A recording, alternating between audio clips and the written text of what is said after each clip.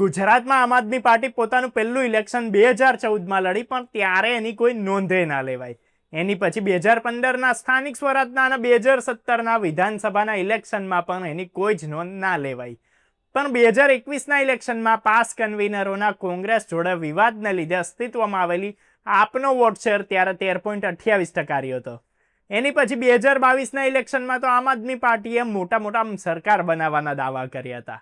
CM ઉમેદવારે જાહેર કરી દીધેલા, પણ 5 સીટો પર જ એ જીતી હતી અને વોટ શેર રહી ગયેલો 12.92%. એટલે 1.5 વર્ષ અગાઉ થયેલા ઇલેક્શન કરતા વોટ શેરમાં 0.36%નો ઘટાડો.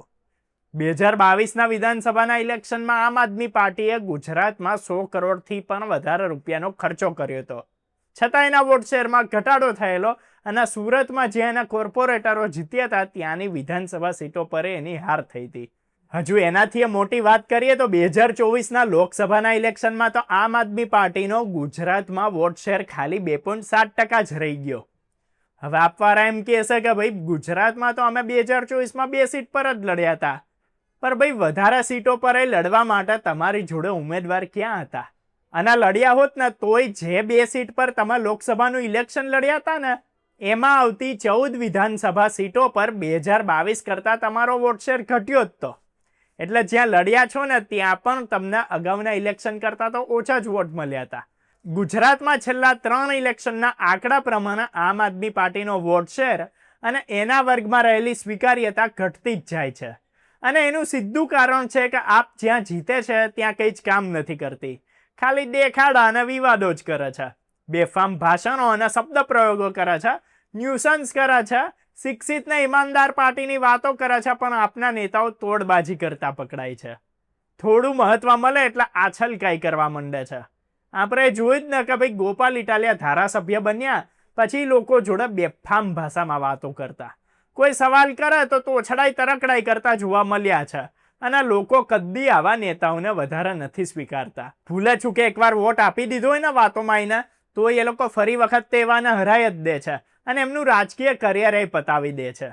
હવે જેમ 2021 કરતા આપણે 2022માં ઓછા વોટ મળ્યા અને 2022 કરતા 2024માં આપના વોટ ઓછા થયા, એ જોતા હવે 2026ના સ્થાનિક સ્વરાજ્યના ઇલેક્શનમાં જે મહાનગરપાલિકા, નગરપાલિકા, જિલ્લા તાલુકા પંચાયતના ઇલેક્શન થવાના છે એમાં આમ આદમી પાર્ટી હજુ વધારે ખરાબ પ્રદર્શન કરશે એવું ક્લિયર જ દેખાઈ રહ્યું છે. અને એમાં એનું સમય જતા એના ગ્રાફનું થઈ રહેલું ડિક્લાઇન જોઈએ ને એ તો ઠીક, પણ આમ આદમી પાર્ટી વિસાવદર સીટને એના લીધે જે પોતાની પાર્ટી રિવાઇવ થઈ હોવાનું કહેતી હતી, સોશિયલ મીડિયામાં એવું સાબિત કરવા માટે કરોડોનો પ્રચાર કરી રહી હતી, એની સામે છેલ્લા 1 વર્ષમાં જ આપમાંથી ઘણા બધા મોટા નેતાઓ અને કાર્યકરો નીકળી ગયા છે.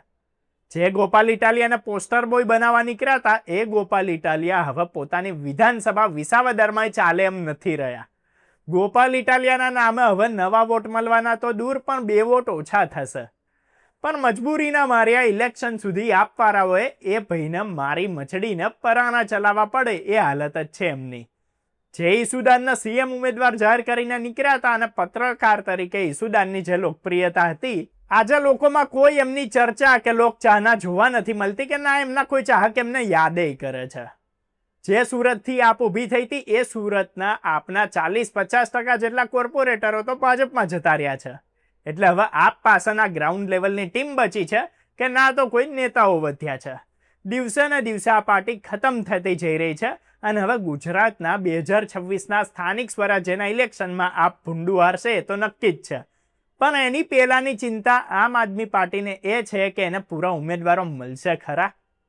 એટલે ગુજરાતમાં વધુ એક નવી પાર્ટી આવીને હવામાં ઉડીને હવામાં દાવાઓ કરીને ખતમ થતી જોવા મળશે અને રાજ્યમાં કોઈ ત્રીજી પાર્ટી કદી નથી ચાલતી એ વાત ફરીથી સાબિત થશે.